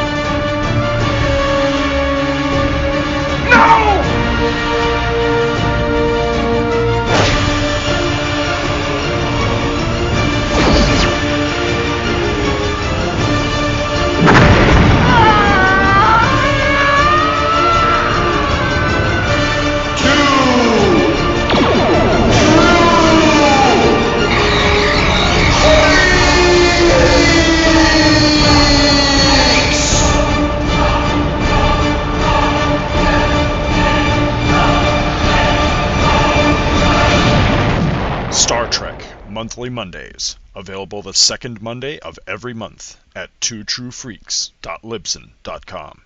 Amazing Spider-Man 19 was released September 8th, 1964, with a December cover date. So we are 2 years to the day before the premiere of Star Trek on NBC on September 8th. Well, we're actually only a couple of months before Gene Roddenberry began filming on the pilot for Star Trek The Cage. I don't know if y'all have seen that black and white pilot. If you don't know the story, you might, because you're nerds. I saw it in color. Roddenberry promised NBC a sort of space western adventure show, but gave them The Cage, which was more like a high-concept psyche-exploring drama. And this was rejected by NBC in February of 1965. But enough about Star Trek. This is a Spider-Man podcast, so let's talk about Spider-Man. Speaking of Spider-Man, Amazing Spider-Man 19 is an adventure epic of most compelling excellence, entitled Spidey Strikes Back. And it is brimming with such great guest stars as the Human Torch, the Sandman, and the Evil Enforcers. That cover, that image of Spider-Man was reused all the time in the was it the Gantry Lawrence? Yeah, it was the Gantry Lawrence 60s Spider-Man show. The 1967 cartoon. Yeah, fans of that cartoon will recognize this image because it's copied right onto the opening credits, and it swings right at you, growing bigger on the screen. Very cool. And I actually, for my freshman year of college, back when I was an art major, I actually upon watching like the Steve Ditko Ditko-rama documentary, I actually did like this whole big Ditko drawing of like all his characters and did that. I swiped that image from there, but that's not important. Everything's important on this show. If you open up, the opening splash is all kinds of dynamic. The title Spidey Strikes Back is at the top, and there's a picture of Sandman and Montana trying to take down the Human Torch while Fancy Dan and the Ox are after Spider-Man. And I'm sorry. Okay, let's be real. Sandman grabbing the Human Torch's ass. He is. Oh He yeah. really is. Someone could say his ass is on fire. There's no way you have the Ox coming up on Spidey from behind like that without it looking bad. And, I think I've seen worse because Spider-Man's like kind of at an angle. It's not like he's like tying his shoes or anything. they're just getting into position. There's on the splash page. There's something which was called out in the letter in the previous issue. They talk about color bleed a lot, and the final letter in 18 talks about color bleed. And in this splash page, the colors all over the place. It's like off by about 4 millimeters from the actual inking. Yeah, the entire page, the color is off from the line. You can really see it on the Spider-Man logo on his back. It's just I don't think any of the red actually hits any of the area where it should actually be. Our captions here read, featuring guest stars, supervillains, super thrills, one of the most eagerly awaited action dramas of all time. And that was me thinking that was Godfather 2. I was, going to see if it beat the resurrection of Jesus Christ, but, whatever. Is that really an action drama? If it was done now, it would be. Yeah, right? It's like Passion of the Christ 2 from Family Guy. Yeah. He who cast the You're first crazy, stone shall Jesus, take. you're crazy. That's what my ex-wife said. You know how to use one of these? You know how to use one of these? Due to his aunt's serious illness last month, Peter Parker spent all of his time at home, looking after her. That meant, of course, that Spider-Man was out of action, too. People began to think that Spidey had turned coward, and he was powerless to change that mistaken idea. But now, his aunt is no longer dangerously ill, and so, watch out! And our credits read, written by Spidey's godfather, Stan Lee, illustrated by Spidey's big daddy, Steve Ditko, lettered by S. Rosen, Spidey's second cousin on his uncle's side. Turn the page, and our first panel reads, are you comfortable? Are you relaxed? Do you have time to read this whole story through without interruption? Please don't start unless your answer to all these questions is yes, because the action starts right now, and it doesn't stop till the last page. Ready? Okay. Here comes the thriller of a lifetime. I feel like I'm on a roller coaster. I'm about to have a heart attack. So several hoods are robbing the Midtown Bank, and they are making their getaway. But suddenly, an awesome beam shines through the darkness, revealing the spider signal. Actually, it says the darkness, but we're in broad daylight, so I'm confused. Or Stan was confused. The darkness of their shadows on the ground, I guess. Okay. Well, and from above. We know how shadows work in the Marvel Universe. Just ask Norman Osborn's face. Exactly. Well, at this point, surely this amazing, an awesome light beam shining through the darkness. Well, the light beam's about the size of a manhole cover. It's fairly dim, and if you look at the lines of it, it's shining from about 5 feet away. Because that's where the lines converge, and therefore its point of origin is. It's a guy with a flashlight going, ooh, Spidey signal! Ooh, look, Spidey signal! Spidey's back! Spidey signal on the ground there! Hey, anyone noticing? Spidey signal on the ground! Just there! Yeah? No? Oh, screw it. And from above, a lean, hard-muscled, incredibly nimble figure hurtles downward towards the startled crooks. It's Spider-Man! Spider-Man! And he's jumping, and punching, and kicking, and most importantly, cracking wise with the best of them. But what he doesn't notice is one of the thugs sneaks off through the crowd, inner monologuing about how he has to notify the boss that Spider-Man is back. Spidey reminds the crowd to spell his name right in the papers. There's a hyphen in it, remember?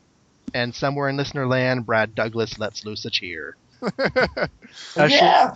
If they're going to spell Spider-Man's name right, then surely they can at least spell the word anniversary on the cover of a Spider-Man related comic. You would think so, but maybe not. You'd think. Apparently they misspelled Wolverine as well on one of it on a comic recently. Did they really? Yeah, it was on Bleeding Cool. I can't remember which one it was, but yeah. Well, if they can't spell Khrushchev, how are they going to spell Wolverine? I mean, come on. Yeah, it's not like they have editors on any of the books nowadays. There's only like 5 on each book. Okay, I mean, I have to say, I don't really have anything against Steve Wacker, but he is so bad about using, like, the wrong homonym in the letters columns, and it annoys me. But anyways, a short time later, in a lecture hall, J. Jonah Jameson is getting ready to deliver his speech, How I Prove That Spider-Man is a Cowardly Fraud. But just as he's being introduced, an aide steps up and whispers the news about Spider-Man.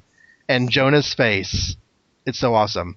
In 3 panels, his face goes from Kitty who caught the canary to confused and worried to someone peed in my Cheerios. And he leaves out the side door. Or to use my terminology, it's gone from Stuff. cheating to Stuff. rubbed in his face. Yeah, but every time you say that, I have to bleep you, so I can't. Oh, I forgot this podcast is censored. I'm so sorry. This is a family show. A family. Hi, Lily. Oh, should I be cutting down all the sort of the random paedophile references then? I suggest you employ your British profanity, your heart's alive. I've got quite a few for the next couple of issues. Just allow the word toss up. Replating with tossers and sodding and bloody and all sorts of stuff like that. That'll be fun. Bugger, is that okay? Bugger's awesome. Brilliant. Well, I love the British. I love them so much. I just like the way you go. Bugger's awesome. As if you've been there. You've been there, done that. I have the hairy palms. So the Human Torch is flying by overhead, muttering to himself about how he needs to get home because that last fight he had nearly exhausted him. And we get a reference to Strange Tales number 127, which was released the same time as this book. Strange Tales lead strip had by this time shifted from Torch solo stories to Torch Thing team-up stories, and in issue 127 they go up against a mystery villain, a man all in green from head to toe, who turns out to be Reed Richards, fighting them just to prove a point. And now I have to wonder something. There are only 7 more Torch Thing stories in Strange Tales. Then the strip is dropped and replaced by Nick Fury, Agent of S.H.I.E.L.D.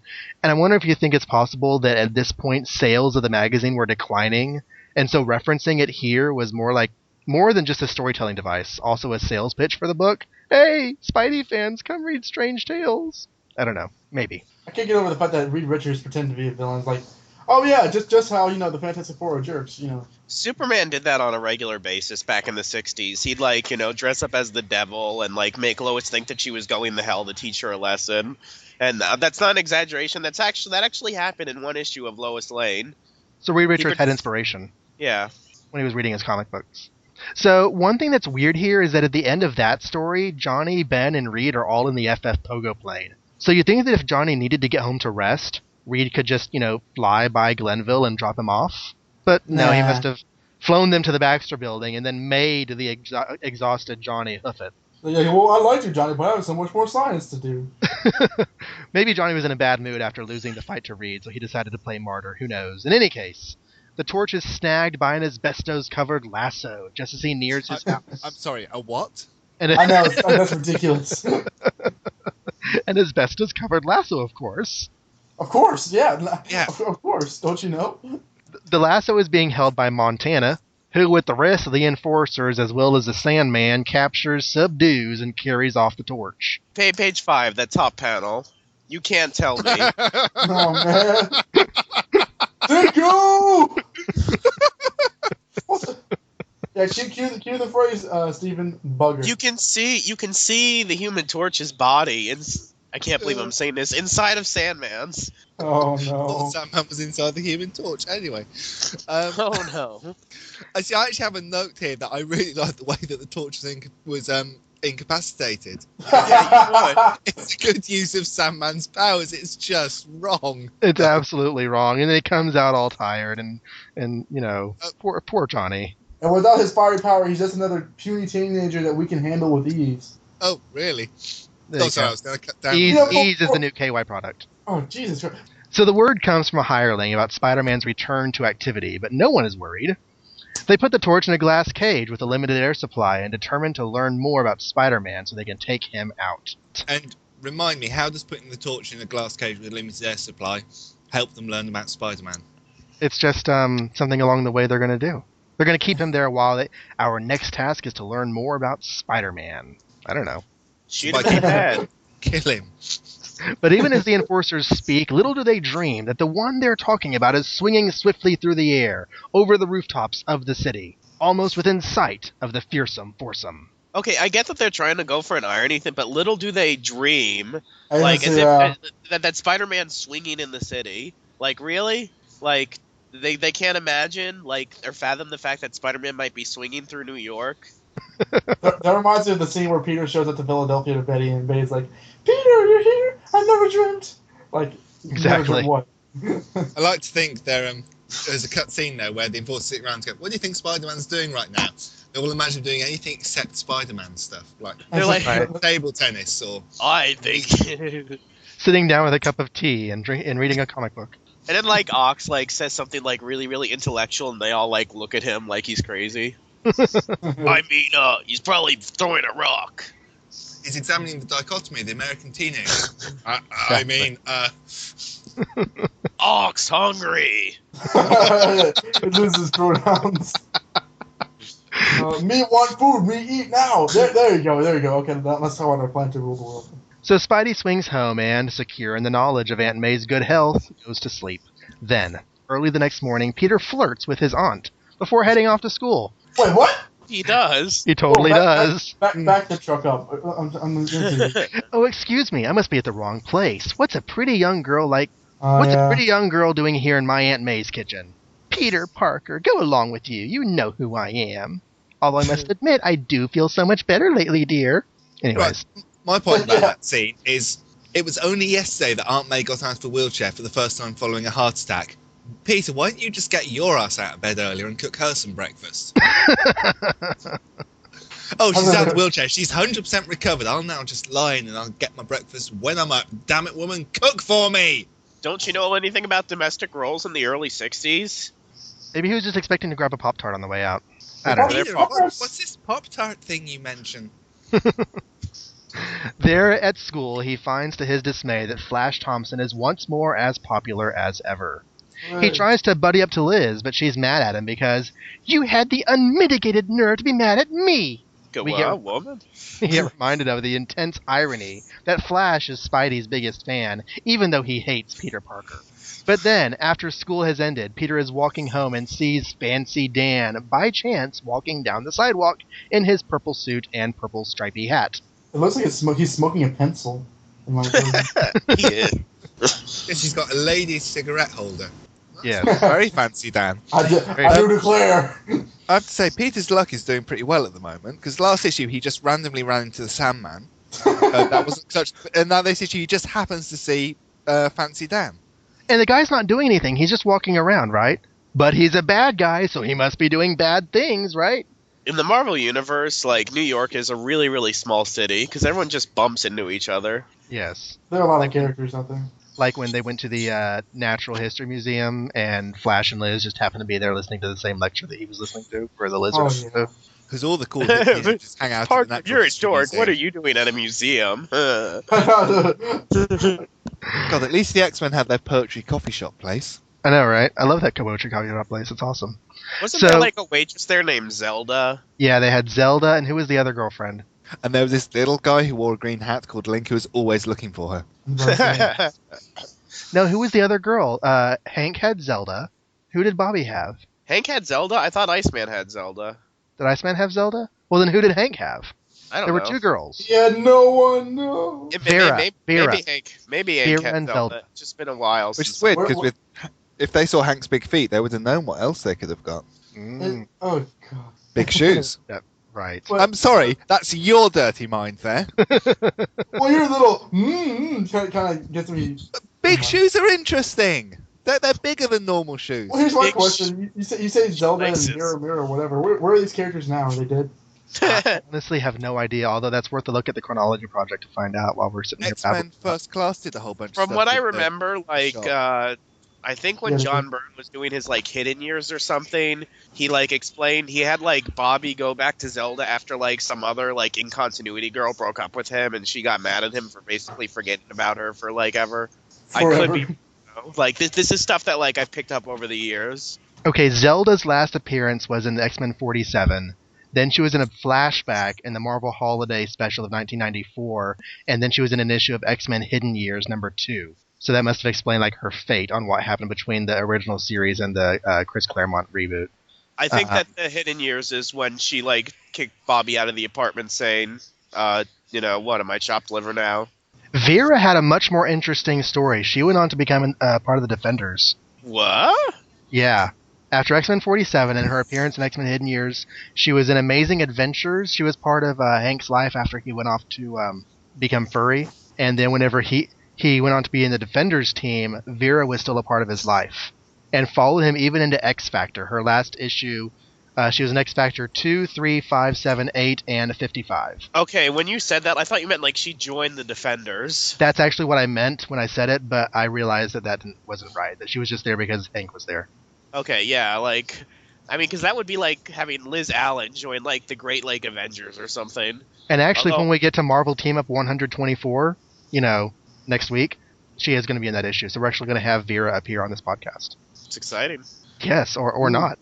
So Fancy Dan. So Fancy Dan's doing bad things, like walking down the street smoking a stick. So minutes later, after a lightning change in a dark alley, Spider-Man follows Master Daniel into a house. But it's kind of a big, spacious house, and silly Spidey, he gets sighted by a bunch of other thugs who just happen to walk through the front room area. So he has to fend off some thugs, plus the enforcers, and the fight makes so much noise that it draws the police from outside. Everyone makes a run for it, including Spidey. A short time later, at the newspaper office of J. Jonah Jameson, Peter gets ready to talk to Betty Brant when he sees her with another guy. Fella. Oh, I forgot all about this other fella from last issue. She introduces him to Ned Leeds. How can Betty breathe? The lightning strikes in the background. How can Betty breathe? Look at panel number 3. There's no circulation in her neck in that page. Yeah, that's a really weird neck piece. It looks like her head is in a cupcake holder. And in the panel, like, directly under it. Yeah, exactly. Where do you see this one, go? At first caught off guard, Peter plays it cool and smooth like there's not some guy making time with his girl. And Betty's at first glad he's being so understanding, but then, of course, she gets jealous. Betty's the only woman that could get jealous over the fact that she's dating someone else. I wonder, can he have found someone else? Because Betty Brant not being jealous at every opportunity was weird. Okay, Betty, she's like, oh no, have I driven Peter into the arms of another woman by, ignoring his phone calls and dating other men? She really did everything in her power to give him the cold shoulder after the fan club thing. She has no right. For some reason, my bitchy ways have drawn Peter away out of my arms. I don't understand what's happened. If I would have thought that ignoring him, not answering his phone calls, running away from him in the street, and telling him that we were through, and dating other men would make him act aloof, I never would have done it. It's less than no right. She actually owes Peter now. But oh well. Betty's just a whore. She'll pay him back in a few issues. Dude, you ain't seen nothing yet. Do you know all about Betty Brant in the 80s? I've read it. The details escape me, but she is a whole. She cheated on her husband twice with 2 different men. One of them is our hero. Yeah. Yeah, I mean, the Flash Thompson thing, she carried on with it, openly. The note I've got here is that she's seeing Ned, but at the moment Peter seems happy you want him again. And then I've got a little quote here. Place that for JJ on ice, darling. It's an attempt to be bitchy and camp. It doesn't really work. It's okay, we'll forgive you this time. Thank you, sweetie. You're such a comfort. So meanwhile, J. Jonah Jameson comes storming through the offices on a tirade. Peter tries to get his attention to ask if he wants pics of the enforcers, but gets a door slammed in his face for his troubles. Meanwhile, back at the Sandman's hideout, a conference is taking place.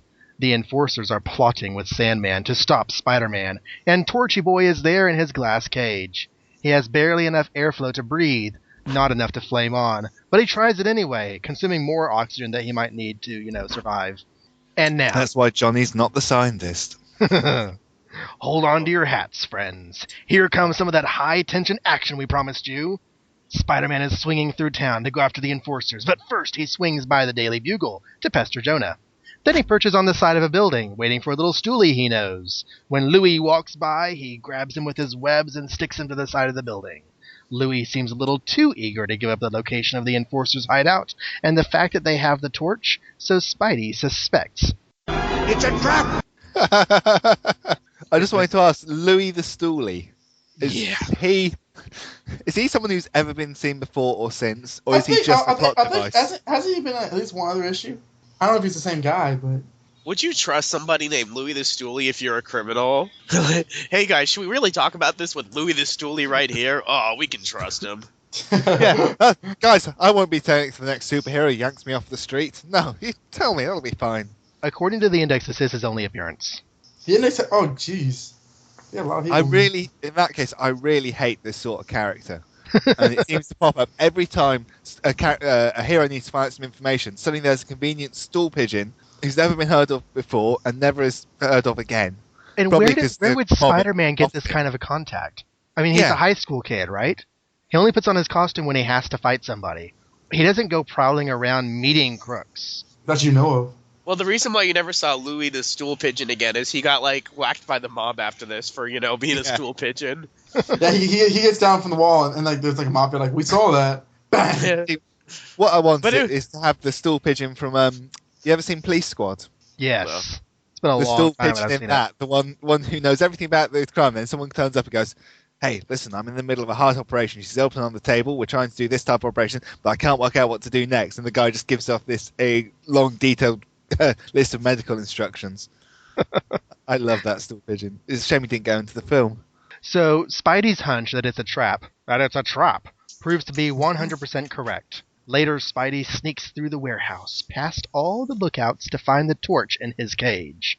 He sets up his automatic camera to take pics before moving in. Now, here's something kind of cool. The torch's cage, for those of you who can't see it at home, is cylindrical. And the Sandman has shaped himself into a perfect cylinder to match the diameter of the cage, so that he sits on top of it, and it looks like it's all of one piece. So as Spidey goes to land on top of the cage, he's not suspecting anything, and it comes to life as the Sandman tries to envelop Spider-Man. Except that his Spider-Sense should have warned him about that. Or that the big pile of sand should have been a tip-off. But he doesn't know that it's sand. It could be just a gritty-looking material that's made out of it. It doesn't have to look like sand. Okay, Captain Apologist. But the problem is that they're all attacked by live seahorses, live pet monkeys, dancing lessons, and shell treasures. That would be the best Amazing Spider-Man ever. If the adverts broke free and took over the story. I know, right? I can just imagine like Stan Lee getting the pages like, whoa, Steve, I'm tripping. And of course, fighting ensues. Ox has some punches, Montana has his lasso, Fancy Dan has his judo, thugs have their chins for Spidey to smack, and Sandman does several neat things, trying to grab Spidey with sand tentacles, slugging him with mallet-shaped fists, even turning himself into a barrel and knocking Spidey from behind. Ditko was really having a ball that day. Oh yeah, this is great. This is really good. At one point, to dodge an attack, Spidey tucks and rolls, and then keeps rolling right into the glass cage, breaking the Human Torch free. So with access to real air, the Torch is able to flame on, and together they knock everyone out but the Sandman. Right. So I love how one of the thugs has like a fire extinguisher that he sprays at the torch. It's like a Ghostbusters get-up thing that he has going on there. Spidey breaking through the glass tube. That's some pretty sharp edges there. Should he be unconscious on the floor, bleeding out from having severed an artery? I mean, the one is thigh at least. That's what really happened. The rest of this issue is just his morphine-induced fantasy. That's the next 40 years worth of comics. You don't see the red bird come and heal him, and he's able to keep fighting. So Sandy's running, and Spidey tries to snag him with his web, but the torch flies right in the path. They dive, they fly, all around each other, and manage to get so completely tangled in webs they can't move, and the torch has to burn it all off. But after that bit of silliness, turns out that the Sandman is too tired to escape the police. He's just worn himself plumb tuckered out with his shape-shifting and allows himself to be captured. So Sandman tired. Sandman sleep.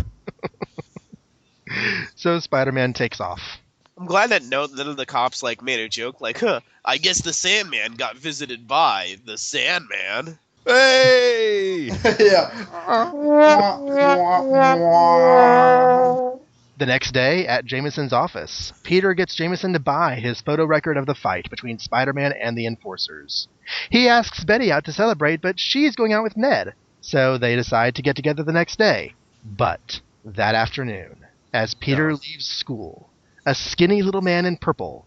What is it with bad guys in purple today, anyway? Trails Peter to his house and stays outside until the lights go out. He calls in a report to a shadowy figure who thinks, I've got to know for certain. And then, when I'm sure, I'll act. What's this? Enduring menace is about to enter the life of Peter Parker. Be prepared for the unexpected as surprise follows surprise in our next shock-filled issue of the magazine that has become one of America's favorite reading habits, The Amazing Spider-Man. That was a really good Bertolini impression, John. It caught me off guard. Okay, spoiler alert, the shadowy figure is Hugh Hefner. Look at that bathrobe. I don't know. Actually, it kind of looks like a Osborn. I thought it was Stan Lee from Iron Man. I am fully convinced that he didn't know who it was going to be, because the first thing he does in the next issue is totally write off that subplot. Sam was like sitting there for like 3 hours, and after almost hour 4, he's like, okay, just Other than the Ox, who goes off into some Daredevil stories, we will not be seeing the Enforcers until 1975. Josh, it said before that no one does these guys like Ditko. Well, it looks like no one did them, period, for over a decade. And it's Marvel Team Up number 39 that we're waiting for. I love in page 17 where the Ox, the strongest member, Spider-Man just catches his punch and socks him in the gut. And like, sit down. I'm like imagining like a VH1 like behind the music thing on the Enforcers talking about why they broke up for 10 years. Like cocaine and women brought them apart, and Ox's solo career over in Daredevil made him a prima donna. Fancy Dan never paid his chef for the pizza. Well, Fancy Dan was, taking all the groupies, with his rope and... That was Montana. Oh. So we do have a first appearance in this issue, besides the guy in purple, which we're going to talk about more next issue. The gang leader was named Rock Gimpy, and then later in issue 65, whenever Spider-Man pretends to lead a breakout, one of the thugs there, one of the convicts, I should say, is named Gimpy. Anna Watkins is Anna Watson again, so yay for Stan Lee actually knowing somebody's name. Yay! Flash Thompson's kind of a jerk to Peter. Hold on, let me actually pull it up to the page. Flash is there's nobody else in those panels except for Flash and Peter, and Flash starts talking out loud as if he's talking to Peter. And then when Peter actually interacts with him, Flash is like, "Oh, who asked you? Why are you eavesdropping on me?" Page 7. After Liz gives him the brush off, I'm not going to say that female is nuts, but if I wasn't so batty about it, I'd have my doubts. Don't let it get you, Flash. You can't win them all. Look, Puny Parker, you've been out of my affairs, see? Who do you think you are, sneaking around and listening on people's conversations? With that foghorn voice of yours, I could hear you in the next town. Peter has a look on his face like, come on, you want to try? You want to try? Come on, boy, let's go. Liz and Flash's fight is one of the few continuity errors of Untold Tales, because usually they were good about stuff like this, but they had a story that took place between Flash and Liz's fight last issue and them making up this issue, where they were talking to each other like everything was hunky-dory. So usually they're good about that stuff, but they didn't. Now, when Peter walks in to the Bugle and gets introduced to Ned, Betty says, "This is Ned Leeds. He's a reporter for the Daily Bugle, Ned. This is Peter Parker, the boy I told you about. What did you tell him?" I know, right? This is my other boyfriend. He's kind of a jerk. Or This is the one who was two-timing me at that fan club, and, I totally brushed him off and told him to go to hell. But now that he's not giving me all of his attention, I want to get unearthly jealous again. I think Betty, she looks like she's having an orgasm in some of these panels. I'm sorry. Okay, panel number 3 and panel number 6. When Are you Ned on page and Peter, 10? What page yes, page 10. Panel number... The middle panel, yeah. Okay, well, that's she's not an orgasm. I'm sorry, that's the tightness of her neck. She's actually starting to have hallucinations because she can't breathe. Ned and Peter are shaking hands, and she's like, oh goodness, male on male action. And then the last panel, panel number 6, she's touching her cheek oh, is it getting hot in here, or is this dress too tight? Oh wait, it's too tight. I'm sorry, Betty, but in panel 3, 2 men shaking hands is not men on men hand job action. It's just not. Sorry to brush you over there. Well, in the middle panel, she's looking down, and Ned Leeds is not in the panel. She's looking down, and Peter's like, "Oh yeah, check it out." Now, I'm Is wondering that how an long. emotional of a spider? Or are you just pleased to see me? I'm wondering how long Ned Leeds has been at the Daily Bugle, because like it's played off that this is him and Peter's first meeting, and now not that it's a big metropolitan paper, so like it's possible that a random reporter and a random freelancer would not meet for months. Just It doesn't make sense. just something that I've kind of wondered. Yeah, that does make sense. I mean, and it's kind of one of the reasons that I think that Joe Robertson, when we get to him, might have actually been around because. Okay, but he was the city editor. I'm just saying. I'm just saying. That is different. Like Jonah's right hand man not meeting Peter is different than reporter Ned Leeds. But no, because that's whenever he's brought on to be Jameson's right hand man. We don't know what he was before that. His left hand man. Right. He seems so changed all of a sudden. He seems to have a new confidence in himself. So I wonder, can he found someone else like you did? Yeah, like why do you care? Like you did? Oh, and it gets worse. This is like one of like the hypocrisy of Betty Brands all the way on page number 21. Where do I begin with this? Like John kind of breezed through this in his recap a little bit, but like you don't understand. Like Peter asks Betty out, and she's like, I have a date with Ned, tonight, but we can go out tomorrow night. Then Ned shows up, and he's like, hey, let's go out on our date, Betty. Okay, bye, Peter. I'll see you for our date tomorrow night. Like, they're all talking about this openly. You know what else I just noticed?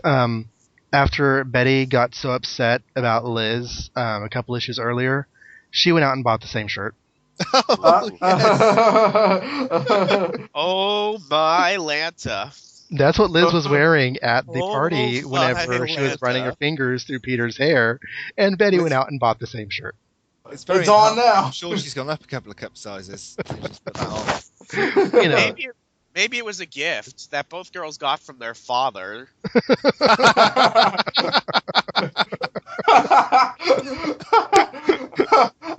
love this guy is mysterious father. That's such a mess up. But this is like so hypocritical. Peter is not allowed to even like let Liz Allen, take a tick out of his hair. But Betty is openly discussing with both men in the same room. Okay, I'll have you tonight and I'll have you tomorrow night. Yeah, this is fine. I just don't know if like teen culture was different in the mid '60s.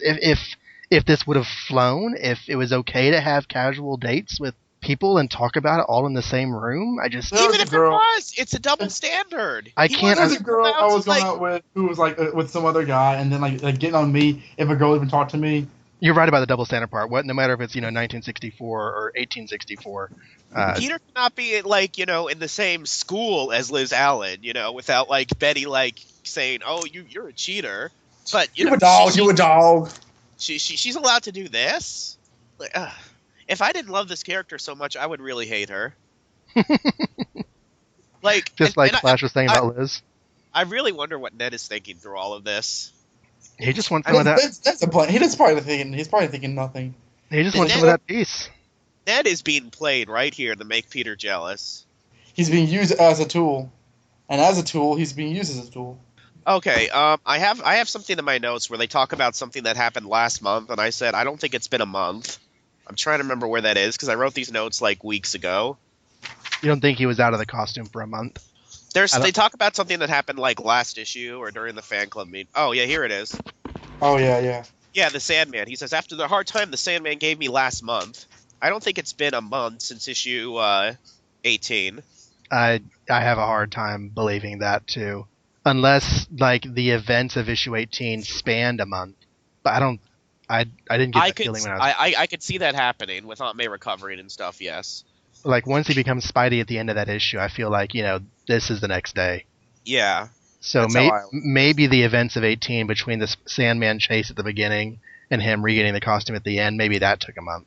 But I see this. It didn't feel that way when I was reading it. Yeah. I still can't get over Betty. Like, because in 2 issues, she's going to pull this stuff again. In issue 21, like, when Peter's, like, dares to walk home with Doris Evans, it's like, oh, Peter, oh. Heck, in issue 20, the next issue, Peter says, I know I have no right to tell you not to date other people. She's like, I don't want to talk about that right now. Well, of course, they're not engaged. I mean, hello. But hey, go ahead and restrict, who I like hang out.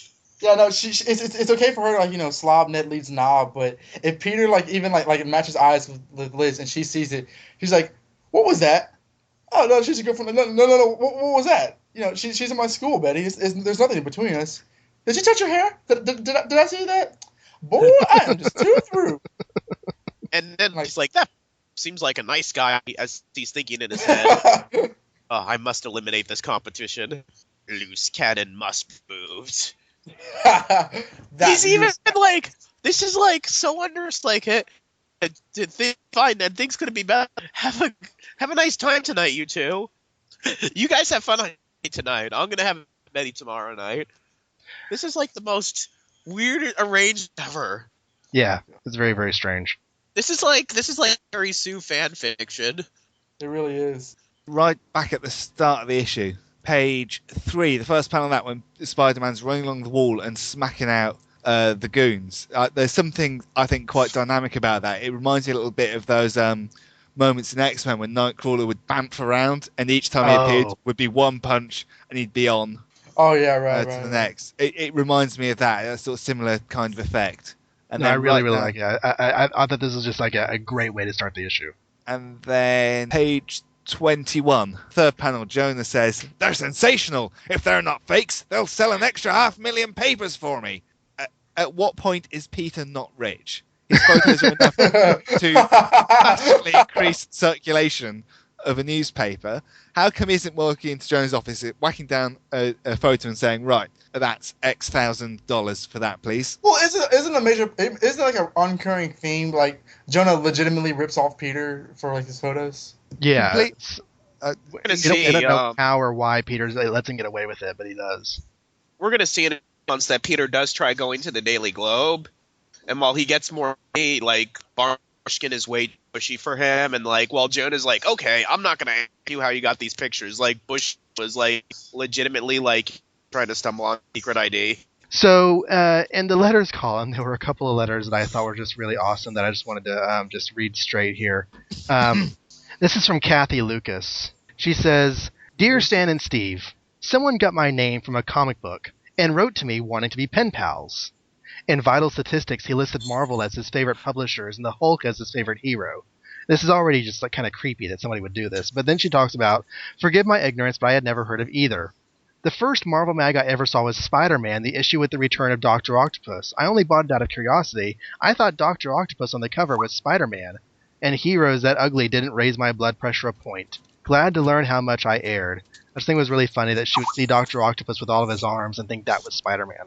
Well, granted, it's that big of a make. No, I think it's kind of funny that she would do that. It makes sense. It's not unheard of idea, but anyways. The other letter that I thought was great. This one's from Richard Tatgy.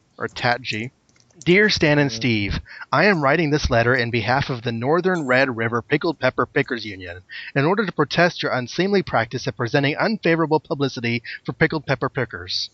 For the past several issues, we have been happy to see you mention pepper pickers, but we are incensed that pepper picking is used only in referring to puny Peter Parker. Not once has Spider-Man picked a pickled pepper. Would Peter Parker be able to handle your great new villain, Kraven the Hunter?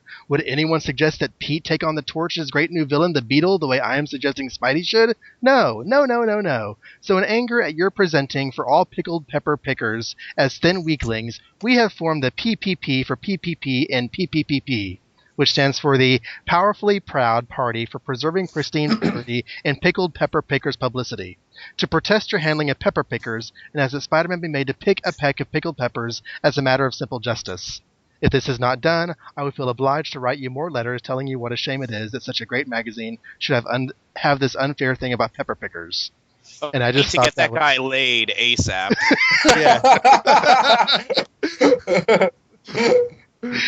He's probably just reenacting American Pie with pickled peppers. Right.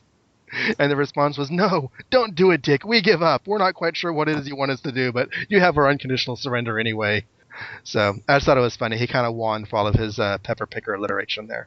And the special announcements section has metamorphosed into the full-fledged Mighty Marvel checklist, which will become a staple of the line for decades, listing out all the books that were due to be on sale that month. Also, there is the first real announcement of the Merry Marvel Marching Society. And just for you folks at home, here's the theme song. And a little greater, what could spider. Laugh a little louder. Go forever greater. We can show you how to. And when will you be then? You'll belong, you'll belong, you'll belong, you'll belong to the Merry Marvel Marching Society. March along, march along, march along to the song of the Merry Marvel Marching Society. If you growl, if you groan, with the dour, sour outlook, if you howl, if you moan, you can lose your sauerkraut from keeping trim and in step with the vim and outstep of the Merry Marvel Marching Society. Be an early riser. Strive to be ambitious. Speak a little wiser. Try to be judicious. Be a good advisor. Never ever vicious. And when Will you be then? Face front. Lift your head. You're on the winning team. You'll belong, you'll belong, you'll belong, you'll belong to the Merry Marvel Marching Society. March along, march along, march along to the song of the Merry Marvel Marching Society. If you growl, if you groan, and your score is merely zero, do not howl, do not moan. You can be a superhero marching right along to the fighting song of the Merry Marvel Marching Society. You belong, you belong. Shut the F up and give me your money. The sad thing is the society only lasted like a year or two before whatever third-party company they were doing it through just stopped sending out stuff. So it kind of petered out, although it's probably the most memorable of all the Marvel fan clubs they did. So we also had an ad highlighting 3 books that were on sale this time. The X-Men number 8, which will be covered on AmazingSpiderman.Libsyn.com with the X-Men blog, introduces the unfortunately named Unis, the Untouchable. The way they or even more unfortunate, Eunice. Yes. Untouchable. Is that how you say it, Eunice? Because I always said it. Yeah, because it's funnier. The way they catch him is kind of funny. They make his power to repel objects so intense that he loses his ability to control it, and he can't pick up food or anything, and they only return his power level to normal when he vows to go straight. Tales of Suspense, number 60, has an Iron Man story with Hawkeye and a Captain America full of Kirby-esque action. The first few episodes of Captain America's solo strip and Tales of Suspense aren't really that interesting. They're basically just Kirby drawing him in fights for 10 pages, against a bunch of bad guys. Not much story. My daughter got bored with it. And finally, Fantastic Four number 33 is one I actually talked about last issue, where the FF have to help Submariner win a duel with Atuma without Namor finding out they're there. But I got it confused a few episodes back with another Submariner story that also involved Doctor Strange, and he is not in that story. So for those of you who pay careful attention to the episodes, I got those stories confused. And they covered the cover because they're doing some experimental photo work, collage work to make the cover. It's kind of cool. And that's it for Amazing Spider-Man 19. We end on a healthy note. Yeah. Again, this is my favorite trilogy of possibly the entire Ditko run. I was very, very glad that we got to this. And that takes us to the end of another episode of Amazing Spider-Man Classics. Couple of notes of import. Wanted to give a shout out to the website www.spiderfan.org. They have been a big help to me over the years in finding Spider-Man appearances and making sure I was able to read everything I wanted to read. And they recently gave us a shout out on one of their news pieces on their website. So if any of you have come to the show from spiderfan.org, we welcome you. The other primary source I use for gathering appearance information is the oft-mentioned Index. And that is the official index to the Marvel Universe. 14 issues that were published over the course of 2009. They recently gathered the Spider-Man portions of that series into a trade paperback sort of thing. So I have that with me whenever I'm doing the show for easy reference to look up things like Louis the Stoolie and such other characters. If you would like to contact the show, we do read emails on the air, although we didn't have any this episode. Our email address is amazingspidermanclassics@gmail.com. And also, you can talk to us on Facebook. There is a new Facebook page. We have been using a group page, and I have decided to abandon that in favor of using a fan page, which functions a bit differently and is more what I thought I was getting when I started the group. So if you do a search on Facebook for Amazing Spider-Man Classics, you'll see two listings. One of them says group and the other one doesn't. So join the one that does not say group, and it's easy to tell which one is right because it'll have a posting for this episode at the top. The other one will say, we've abandoned this, go look at the other page. So, we welcome you to Facebook to follow news and events for the show. Also, you can go to the homepage for the podcast at amazingspiderman.libsyn.com, where I do post several funny images from the issues that we discuss. There is also the X-Men blog on that page, which is currently up to the X-Men number 5. I have a few more issues I need to get done for that. But I also need to get done some reviews for Spider-Man Crawlspace, which is working with us to support this podcast, SpidermanCrawlspace.com, your resource for all sorts of Spider-Man news, and there's a wonderful message board community there that you can also get involved in. Next issue, we'll be wrapping up our recording session with Mr. Stephen Lacey. We'll be covering Amazing Spider-Man issue 20 and The Avengers number 11, co-starring Spider-Man, according to the cover. So those will be our two main books talked about next time. And until then, thank you for listening, as always, to Amazing Spider-Man Classics. Good night.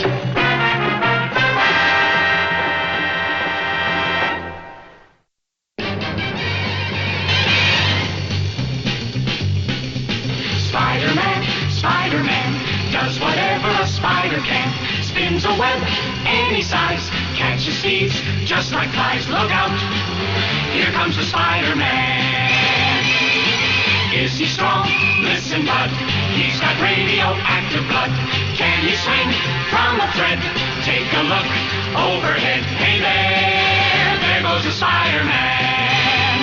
In the chill of night, at the scene of a crime, like a streak of light, he arrives just in time. Spider-Man, Spider-Man, friendly neighborhood Spider-Man. Wealth and fame, he's ignored. Action is his reward to him. Life is a great big hang-up. Wherever there's a hang-up, you'll find the Spider-Man. What can I say? We were recording late again, and then I mentioned Star Trek.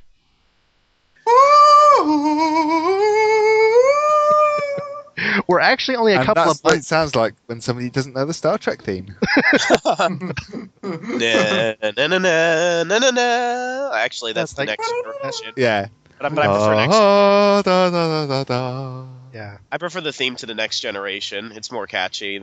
Or then there's the animated one. Dun dun dun dun dun dun dun dun. Do do do do do do. Sorry. My then favourite's there's- the Deep Space Nine one. Deep Space Nine. Yeah. And then there's the Gilligan's Island theme.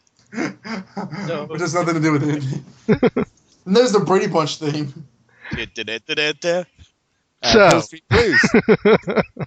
Yeah. This is a blooper right here. All John has to do is mention that like Star Trek is going to appear in 2 years, and we're like doing theme songs like we're at a karaoke bar. We could have the ER theme song from the late years, where it's like boom ba ba do ba da ba. Or the closing Avatar theme when it's just like the drums to the Last Airbender. Or the Dexter. Oh, I was about to say the Avatar. I still had the Leona Lewis song. Yeah. Then there's dun dun dun dun dun dun dun dun dun dun dun dun. It's a Ren and Stimpy theme. Yeah. Oh, yeah. I just got that. And then there's do do do do do do do do do do. Or there's the end theme to Dexter's Lab. Enter at your own peril, past the boarded door, where impossible things may happen that the world never seen before. It's Dexter's Laboratory. I was hoping somebody would get that. Or you've got do do ba da da do do do do do do do do do. Oh, yeah, DuckTales. Okay. Yeah, the best theme song ever. Adding those DuckTales. That's on my iPhone. There's nothing greater than the DuckTales theme song. Oh, I dare you. Spin. Oh, yeah. I quite like the Chip and Dale's. Oh, Chip and Dale is great as well, yeah. When Rescue Rangers. Sometimes some Crimes go slipping through the cracks. This is really sad. This is like Virgin like international like Shoes. Gummy Picking up bears the down slack. here There's no and there case and too big, everywhere. no case too small. If you need help, just go to Tail. They're cross-dressing and like turning their backs to each other. Yeah. All the Disney shows had like someone cross-dressing with like, because they did that in the Tailspin theme too. There's like this whole thing where he's like cross-dressing and dancing. It usually involves them like infiltrating a villain's lair in a nightclub, and they have to like dress as a hula dancer or something. This is a hell of a blooper. Even the films have that. Come on, Timon and Pumbaa in The Lion King. Yeah. Oh God. I never watched a cartoon. Minute lets me get in. When you win it. You can win it in a minute if you spin it. Tailspin. Awesome. No, the best one of my favorite like dialogue openings is after 10,000 years I'm free. It's time to conquer Earth. Jesus Christ.